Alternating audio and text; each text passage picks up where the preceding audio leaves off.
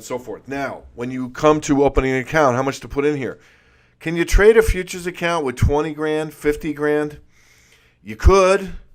I think your chances for success are demonstrably lower than if you can put up something that would give you access to all the futures contracts. Now, for 50 grand, the margin, the amount that the company, RJO in this case, or whoever you end up using, Interactive Brokers or one of the other online brokers, you're still going to have to put up with it. It's basically a down payment. Okay, it's a margin. It is there to secure your position. Since it's a futures position, you can control, a good degree of commodities, for July or December delivery without a lot of money. That's the beauty of it, but that's also the danger here. Because if you put up the margin, and let's say the margin on a contract of gold is $3,000, well, in essence, it's not like you're buying $3,000 worth of gold. A gold contract, one contract, and of course I'm talking the top traded volume-wise contracts and everything, okay? The main exchanges, ICE, Globex, Chicago, CME, Eurex, these kind of things, all right? In the case of mini contracts, really only deal with the mini S&P, all right? There's many other things. So from a mini perspective, you could trade the mini contracts and have a smaller account. The problem with the mini contracts, of course, is liquidity and slippage, and we'll talk about that later. But a gold contract where you can control the contract for $3,000 means, if you have a $10,000 futures account, you can buy 2 contracts of gold, okay? But if it goes down by, basically $20 an ounce, which can happen in a day, all right, you have to put up more money because the $6,000 is there to hold your position, okay? The other money is to cover your losses or reflects your gains. If gold drops $20 in a day, and you have 2 contracts, that's $2,000 since it's $100, per dollar in gold. It's a 100-ounce contract. So each dollar is $1 per ounce times 100 ounces is $100 in your futures account. Each dollar from $12.99 to $13.00 is a $100 difference in a single contract. You own 2 contracts. Gold goes down $20. That's a $2,000 loss on each contract. That's $4,000. You are now down to your $6,000 margin. If gold goes down another $1, you got to put up more money. All right. If gold goes down $100, you're wiped out. Of course, you'll be out already because you can't have they won't let you hang with a margin call for very long. And this is why, because if they let you go without a margin call, in other words, next day gold goes down $2. You're now $200 in the hole, even though you have $5,800 in the account. All right, because you're $200 in the hole to get to $6 to let you hold your position. You will get a margin call. If you don't put up the $200, they could liquidate the position to cover the margin call. This is why they do that, so that you can't hold on to something that goes $150 against you, and you now owe the brokerage firm money. So that's the bottom line there in terms of margins, all right? But in terms of account size, to me, it's not about the margins. It has nothing to do with the margins. The margins are really a secondary factor. It's not one of the major calculations to me. I do margin at risk, but that is also just to kind of give you a different reading on volatility in the market, because margins now are determined by volatility to some degree. So it's an nth standard deviation of the normal volatility in the market. So theoretically, it would cover you in any case except for a black swan event, all right, and outside the normal standard deviations of a move, which certainly happens, I won't say all the time, but a lot, all right. But back to your account size, because the margins don't matter. What matters is the underlying value of the contracts, because that's what you own. So if you have a $50,000 account and you buy 2 gold contracts, you are now margined 5-1 because you have 5 times $130,000 worth of gold. You have $650,000 of gold. You're actually 12 to 1, whatever it is, 12 to 1 on 50,000. All right, because you have $600,000 worth of gold. You're margined 12 to 1, which is a ridiculous amount of leverage. All right. I mean, frankly, I don't really almost ever go as high as 4 to 1, and that's not even really on a single position. It can be. I don't rule anything out. But, 3 and 4 is pushing the boundaries, even when you get to certain like correlated risk in a portfolio. One gold contract equals 130,000 of gold. June WTI crude $70 a barrel. That's 70,000. It's also it's $100 per dollar. All right. Bonds is always $100,000, and kind of relative to your par price, but the underlying amount of treasuries is $100,000. All right. So each big figure from 145 to 146 in bonds is $1,000. All right. Cocoa, and you can find all this stuff out. Each exchange has all this. Your broker can give you this. This is widely usable, widely disseminated information. This is not something I'm telling you that you shouldn't know already, frankly, or can learn very quickly. Cocoa, all right, $2,400 a ton. It's $10 a dollar. So this is a $24,000. And the mini S&P, not the big one, which is 5 times or 10 times the size. Okay, $2,900. Well, it's 50 times the index for the mini contract, meaning 50 times each point is $50. 2,900 times $50 is $145,000 is the underlying value in stock per se of the June mini S&P, which is what I use. I mean, you can't even use the big one anymore.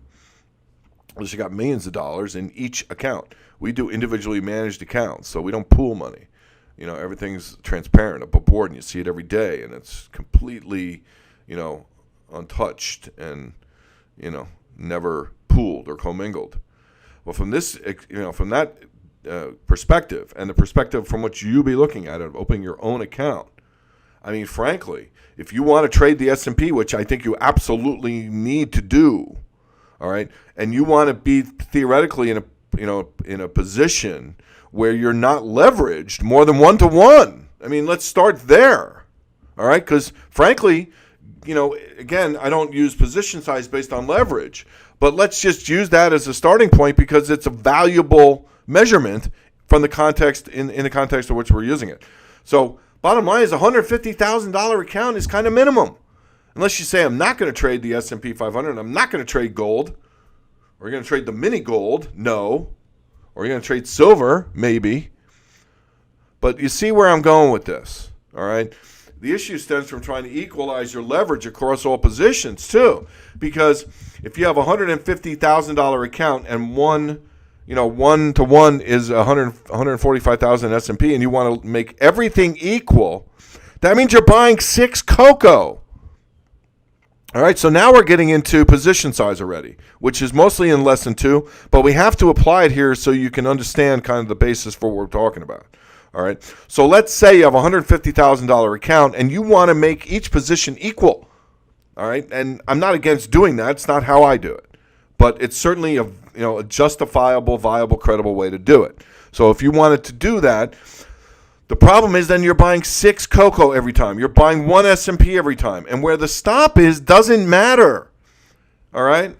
It doesn't matter. So you have to buy 6-to-1 every time. All right? All your position sizes are predetermined. So 1 unit of cocoa is 6 contracts. 1 unit of gold is 1 contract.